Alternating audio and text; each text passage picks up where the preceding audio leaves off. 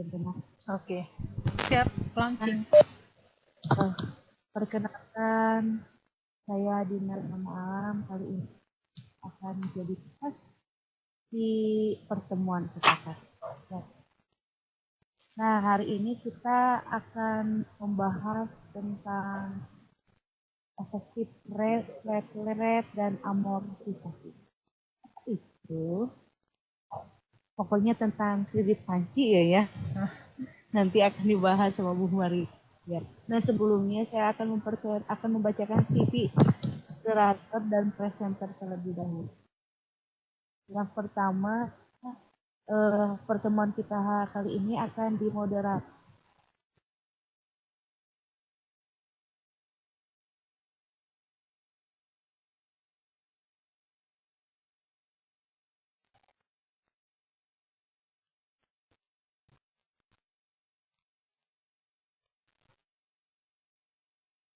personnya 089661028991. Nah, presenter kali ini akan dipaparkan oleh Ibu Maria Silvana SSI, Sukabumi 4 Maret 1977, instansi mengajar SMA Negeri 1 Cibadak, pengajar guru matematika, alamat Jalan Perintis Kemerdekaan nomor 266 Cibadak Bogor.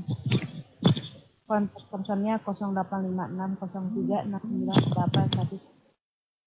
Walaupun beliau ibu guru sekarang ya, padahal beliau dulunya itu karyawati terbest ya, makanya kali ini beliau akan membahas tentang panci, bukan panci ya, tentang dan lain sebagainya. Nah, mungkin sekian dari saya, maka dipersilakan kepada Bapak Surya untuk membuka acaranya. Baik, terima kasih Bu Dina atas kesempatannya untuk yang telah diberikan kepada saya. Bu Dina, saya jelas? Bu Maria, suara saya jelas? Jelas, Pak. Baik, bismillahirrahmanirrahim. Assalamualaikum warahmatullahi wabarakatuh. Ya, terima kasih buat rekan-rekan sekalian, khususnya buat para instruktur yang telah hadir dan menemani kita setelahnya, selalu kita sejauh ini. Semoga apa yang beliau lakukan menjadi amal jariah dan dilipat gandakan pahalanya di bulan puasa ini. Amin. Amin.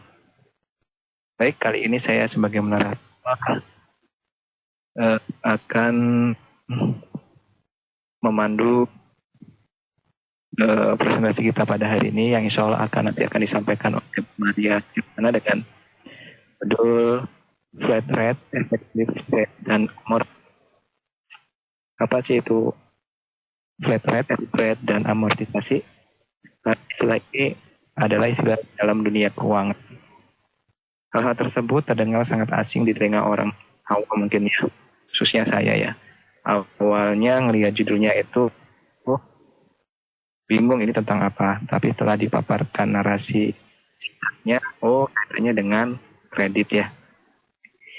Ya, tanpa kita sadari, kita selalu bersinggungan dengan khususnya terkait dengan kredit seperti kredit rumah dan kredit motor dan lain-lain. Ya, karena pada zaman sekarang ini membeli barang sesuatu itu biasanya banyak dengan cara kredit.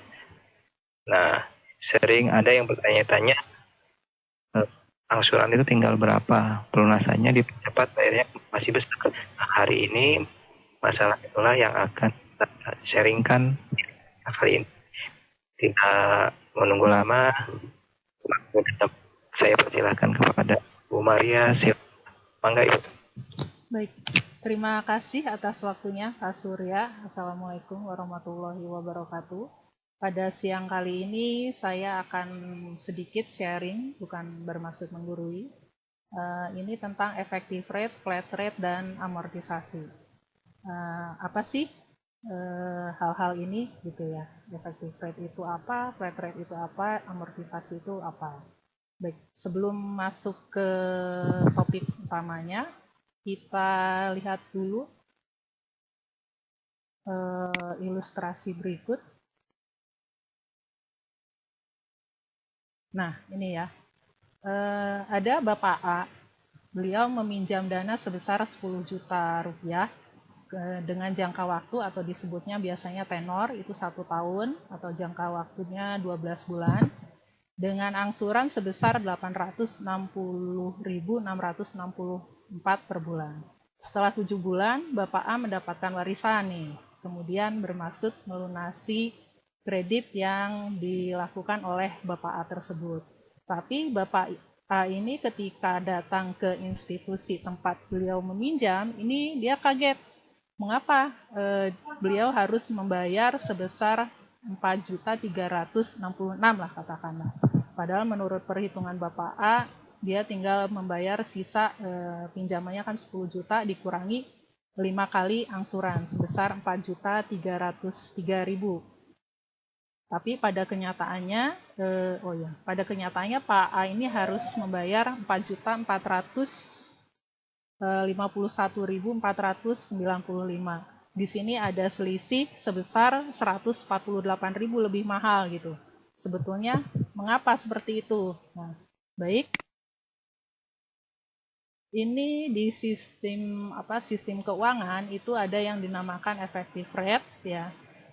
Kalau di masyarakat umum, masyarakat awam itu pakainya flat rate ya. Jadi misalkan pinjam 1 juta bunga 10%, berarti bunganya 100.000, 1.100.000 itu dipotong berapa kali cicilan. Nah, itu menghitungnya pakai flat rate. Tapi di dalam internal keuangan itu memakainya suku bunganya dinamakan effective rate gitu. Effective rate ini tingkat suku bunga yang ditimbulkan akibat adanya pinjaman kalau kita lihat definisinya. Kemudian flat rate itu jadi tingkat suku bunganya itu mengacu pada pokok hutang di awal. Kemudian amortisasi itu adalah pembayaran utang yang dilakukan secara bertahap dalam jangka waktu tertentu. Jadi amortisasi itu adalah rincian. Jadi sebetulnya setiap bulan itu kan ada angsuran ya, jumlahnya biasanya ya untuk yang angsuran tetap itu terdiri dari pokok dan bunga gitu. Tapi sebetulnya setiap bulannya itu proporsinya itu berbeda antara pokok dan bunganya ya. Aduh, ini terlalu cepat.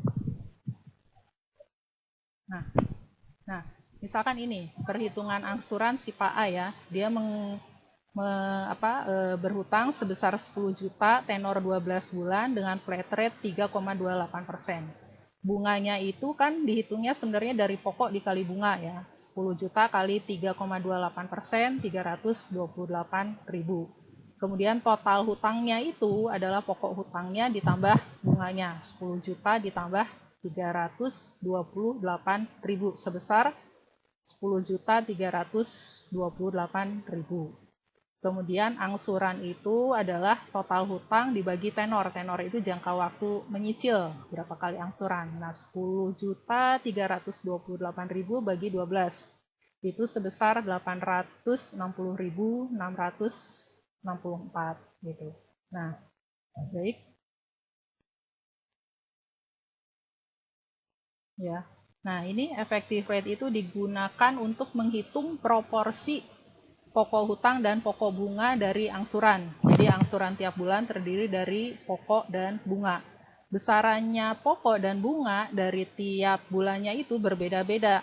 Menghitungnya menggunakan effective rate. Kita lihat perhitungannya ya. Simulasi kreditnya. Ini di aspeknya gimana?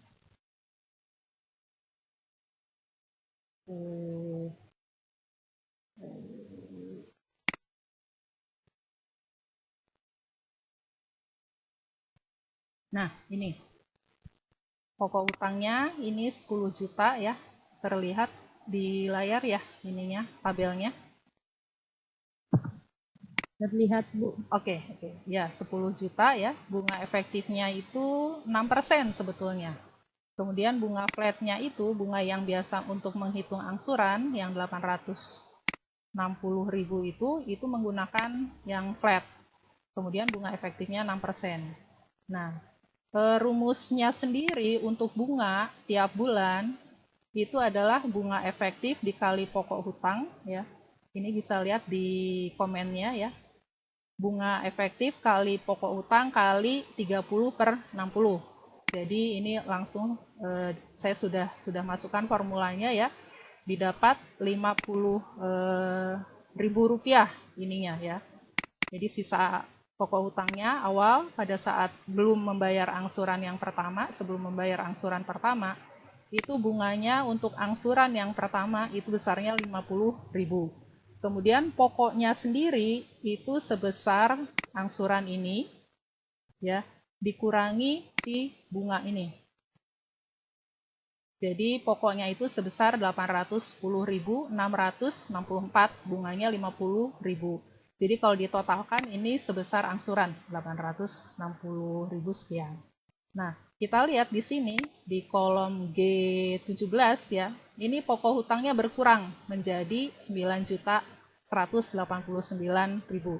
Nah, dari sini ini untuk dilanjutkan untuk menghitung bunga untuk angsuran bulan berikutnya. Ini udah saya masukkan formulanya. Jadi bunganya itu sebesar 45.000 sekian. Pokoknya berapa? Nah, tinggal dikurangi dari angsuran kurangi bunganya. Ya, begitu seterusnya ya.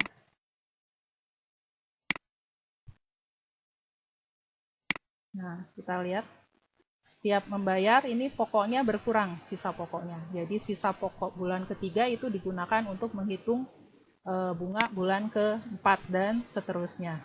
Nah, kita langsung saja lihat di nih kalau sudah selesai. Nah, ya.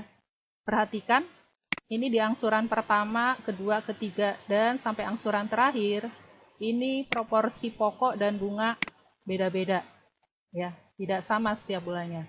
Kita lihat semakin ke bawah, jadi misalkan pada bandingkan di angsuran pertama, kedua, ketiga, dan seterusnya sampai angsuran ke-12. Di angsuran ke-12 ini pokoknya makin besar nilainya, proporsinya makin besar. Tapi kalau bunganya itu makin kecil. Nah, kemudian kan tadi ceritanya si Pak A ini dia melunasi di bulan ke-7, dia sudah bayar 7 angsuran. Sisa pokok hutangnya ini sebesar 4 juta sekian ya, 4.200.000 sekian. Nah, sebetulnya kalau misalkan melakukan pelunasan dipercepat, ini sisa pokok hutangnya tinggal bayar. Tapi biasanya untuk di perusahaan keuangan itu ditambahkan ada yang namanya administrasi pelunasan istilahnya, atau sebetulnya penalti fee. Itu besarnya bervariasi tergantung institusinya gitu. Ini saya ambil contoh 5% dari sisa pokok hutang.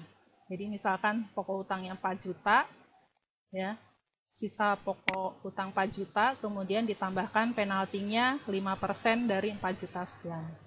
Ini sudah saya hitung. Sudah saya hitungkan.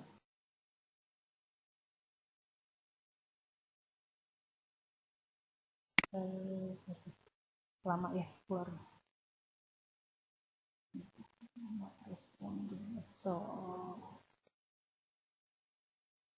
gitu ya. Jadi sebetulnya perhitungan, nah ini terbuka ya. Pokoknya itu semakin ke bawah itu semakin besar, sedangkan bunga semakin ke bawah semakin kecil.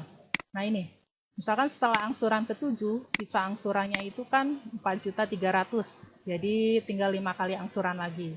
Sedangkan sisa pokok utangnya 4.200.000. Penaltinya katakanlah 5% dikali pokok hutang, PH ini pokok hutang, dikali yang ini ya, itu besarnya 211.000.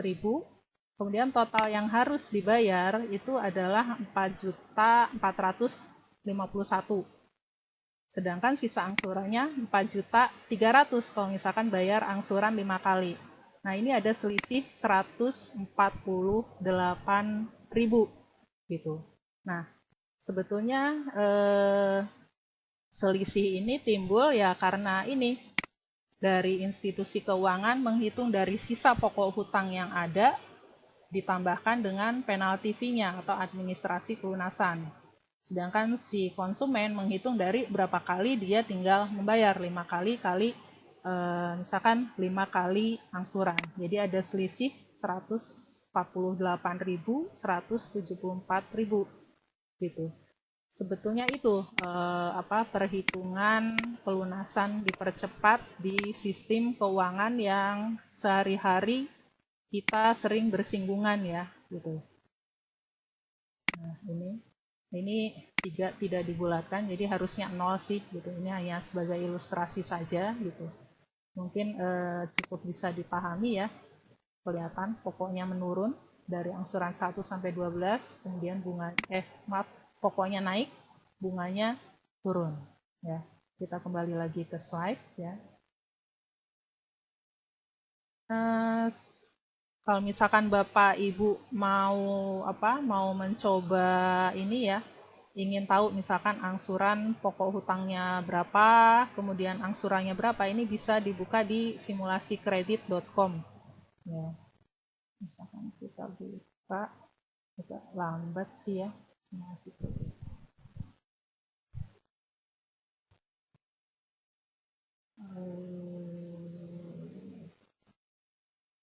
Agak lambat. Mungkin ini hanya sebagai ilustrasi aja. Kalau misalkan Bapak Ibu mau menghitung sebetulnya berapa angsurannya atau segala macam, ini bisa lihat di www.simulasikredit.com tadi. Mungkin itu saja, Pak Surya. Sepertinya agak berat, mungkin yang enggak juga mungkin ya topiknya siang-siang. Saya kembalikan ke Pak Surya, silakan. Baik, terima kasih Bu Maria Silvana yang sudah memaparkan materi. Berapa mau nyicil rumah nih di hadapan developer. Pernah punya pengalaman itu Bu di bidang ini Bu, seperti di developer atau gimana? Oh, saya di kredit ini Pak, kendaraan dulu. Di leasing lah, iya. Betul. Jadi dalamnya ya seperti ini sebenarnya perhitungan gitu. Kalau kita kan masyarakat awam kan matang lah ya perinciannya. Ya kurang lebih lah Pak, biarpun udah lama. Iya Ibu. Baik, mungkin itu paparan dari Bu Maria Silvana. Mungkin kalau ada yang masih bingung, bisa ditanyakan langsung ke Bu Marianya, bisa mengacungkan tangan di room kita, atau langsung buka speakernya boleh. Angga, bila ada pertanyaan. Bu Maria, ini Dina izin ya boleh. Silakan Bu Dina. Berarti kalau kayak gitu misalkan punya cicilan rumah 15 tahun, misalkan ya, terus cicilannya teh 140.000, terus tiba-tiba kita tuh punya uang, terus pengen lunasi, sebenarnya lebih untungan dilunasin atau mencicil terus sampai 15 tahun? Sebetulnya mah kalau misalkan tidak ingin ada beban mah enak dilunasi, jadi tidak punya utang lagi Bu Dina. Tapi nah itu kita lihat biasanya kalau misalkan dilunasi percepat itu malah ujung-ujungnya kita bayarnya lebih mahal. Kenapa ya? Karena ada penalti itu, kalau istilah halusnya sih administrasi pelunasan gitu Bu Dina. Tinggal dibandingkan saja. Jadi biasanya kalau misalkan mau dilunasi percepat, nanya loh kok lebih mahal lunasin percepat, udah mendingan kredit saja. Biasanya sih seperti itu gitu Bu Dina. Tinggal dibandingkan aja apakah terus melanjutkan cicilannya atau lunasi percepat, mana yang lebih untung. Kalau Bu Mari kalau dilunasi berarti persen dari itu? Biasanya sih, ini saya ambil angka rata-rata sih biasanya 5% dari sisa pokok hutang. Penaltinya ya. Sisanya? Ya, gitu. sisa pokok hutang yang Itu ketentuannya di finance atau di itu untuk rumah juga, Bu? itu biasanya hampir setiap finance seperti itu, Pak. Gitu, tergantung kebijakan. Biasanya kalau di perjanjian kreditnya itu dicantumkan pelunasan dipercepat itu berapa persen dari sisa pokok hutang. Biasanya gitu, Pak. Oh, di perjanjian awalnya ya? Iya, betul, dibaca aja. Itu biasanya ada sih rinci. Tapi biasanya kalau angsuran motor biasanya ada Pak, hampir semua apa kan setiap pinjaman itu ada perjanjian kreditnya. Nah, itu harus dicantumkan berapa harga ininya, harga kalau motor on the road-nya berapa, kemudian down payment uang mukanya berapa, kemudian pokok hutangnya berapa, itu ada angsuran tiap bulan berapa, kemudian penaltinya berapa, itu biasanya dicantumkan gitu, Pak.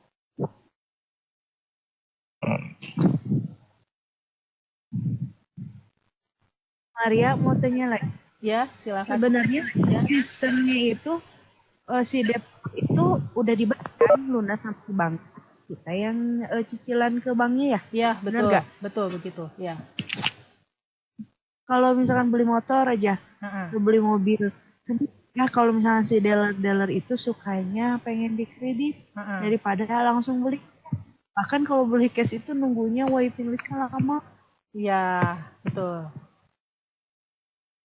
Inden malah gitu ya dibilangnya. Kalau kredit malah ready gitu ya.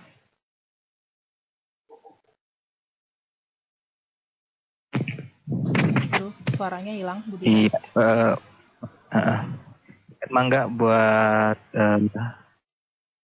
partisipan yang hadir di room kami ingin menanyakan seputar masalah kredit. Mungkin ya, bagaimana kalkulasinya bisa ditanyakan di sini kan Bu Maria ini bekerja ya, punya pengalaman di finance, kurang lebih paham terkait dengan. Oh ya, mangga Pak Asep. Ini ada pertanyaan dari Pak Asep. Ya, sebentar Pak. Pertanyaannya Bu Maria, apakah bunga efektif itu selalu 6%?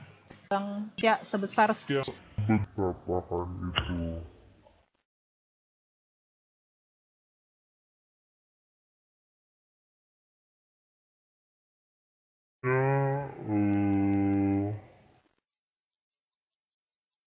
Digunakannya bunga flat gitu ya sehari-hari, karena kita lihat efek di sini ya untuk contoh yaitu jadi seolah itu terlihat lebih kecil. Mungkin seperti itu. Baik, seperti itu Pak Asep penjelasannya. Mungkin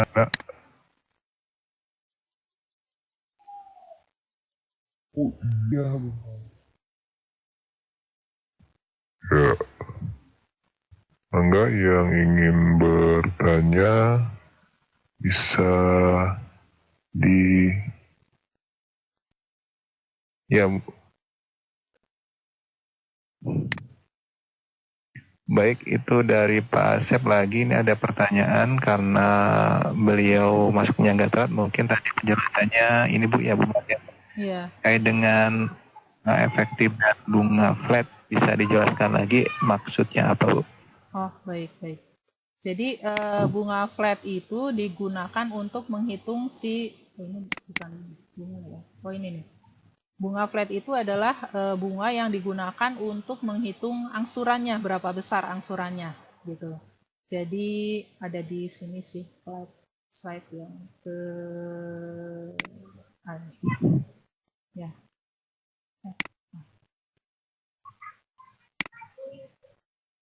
Suaranya Bu Maria? Ya, ini jelas ya. Nah. Ya, sudah Bu, jelas. Ya, ini di sini ya. Misalkan pokok hutangnya adalah 10 juta, tenornya 12 bulan atau cicilannya 12 bulan, flat rate atau rate-nya itu 3%. Nah, ini digunakan untuk menghitung angsuran. Jadi didapat ujung-ujungnya angsurannya itu 860.000 sekian gitu. Nah, kemudian effective rate itu apa? Effective rate itu adalah digunakan untuk menghitung berapa besar angsuran berapa besar bunga dari angsuran tiap bulannya gitu. Nah, ini ya. Jadi kita tahu angsuran pertama ini 860.000 terdiri dari pokoknya 810.000, bunganya 50.000. Nah, untuk menghitung 50.000 dari mana itu digunakan bunga efektif. Seperti itu mungkin. Baik, seperti itu penjelasannya. Semoga bisa clear ya jawaban dari Bu Maria. Mangga mungkin yang lainnya. Bu Maria, kalau saya boleh bertanya, ya, silakan. Kalau di developer perumahan itu kan ada yang namanya angsuran flat ya? Ya, betul. Kalau di ada yang seperti itu tidak, Bu? Di apa, Pak? Di finance kan kendaraan ya? Semua jenis pinjaman sih Pak, tidak hanya kendaraan aja ya. Kalau di ini ya, di pinjaman kendaraan itu biasanya flat, angsurannya tetap gitu, tidak tergantung Tetap, suku ya? bunga. Iya. Jadi dari angsuran pertama sampai angsuran terakhir itu besarnya angsuran sama. Tapi biasanya di cicilan rumah itu ada yang namanya floating rate. Jadi tingkat bunganya mengikuti tingkat bunga yang berlaku. Jadi kalau misalkan suku bunga Bank Indonesia itu dia naik, ya angsurannya ikut naik. Kalau suku bunganya turun, ikut turun. Itu biasanya di cicilan rumah yang tipe yang yang tipe atas lah, yang agak besar tipe-tipenya. Biasanya seperti itu. Yeah. Gitu. Yang tidak bersubsidi mungkin ya? Nah, ya betul Pak. Kalau di kendaraan mah nggak pernah ada yang suku bunga, nggak ada ya? Ya, suku bunganya tetap gitu. Jadi dari angsuran pertama sampai angsuran terakhir, besarnya angsuran sama. Iya. Oke, terima kasih Bu Maria. Mangga masih ditunggu, sesi pertanyaannya masih dibuka. Mungkin ada yang bertanya. Kalau tidak ada, statementnya Bu, enggak Bu, kesimpulan Bu. Oke, baik. Ya, jadi kita misalkan sebagai konsumen itu terserah kita apakah mau melakukan pelunasan dipercepat atau tidak, tinggal dibandingkan saja. Cuman sebetulnya kalau dari sisi finance itu lebih suka kreditnya itu berjalan terus gitu. Karena lebih menguntungkan gitu. Karena bunganya nanti kan sudah ada forecast dari si perusahaan itu bahwa sekian tahun bunganya sekian, jadi sudah ada bayangan bahwa bunga yang diperoleh atau keuntungan yang bakal diperoleh sekian gitu. Sebetulnya tergantung nanti kalau kita sebagai konsumen lebih suka yang mana, maksudnya lebih pertimbangannya. Kalau misalkan mau dilunasi lebih untung, ya lebih baik lunasi aja. Tapi kalau misalkan ternyata lebih mahal, ya biasanya sih diteruskan kreditnya. Mungkin itu. Sekian Pak Surya. Baik, alhamdulillah telah kita selesaikan sesi presentasinya. Sangat luar biasa ya, kita mendapatkan ilmu tambahan terkait dengan di bidang keuangan ya, terkait dengan kredit. Semoga apa yang disampaikan dia bermanfaat bagi kita semuanya. Amin. Sebelum saya tutup dan saya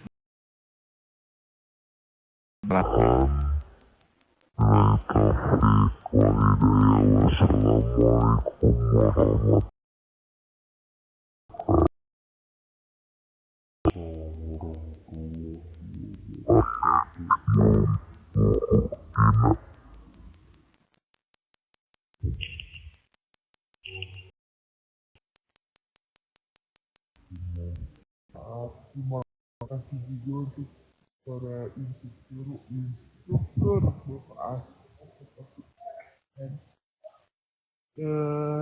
peserta lain kuliah dan jangan lupa prestasinya diisi ya ibu ya. Nah, Bu Maria, Dina boleh bener boleh. Kenapa? Ditutup dulu ya. Terima kasih untuk semuanya. Iya, Bu, sama-sama. Dari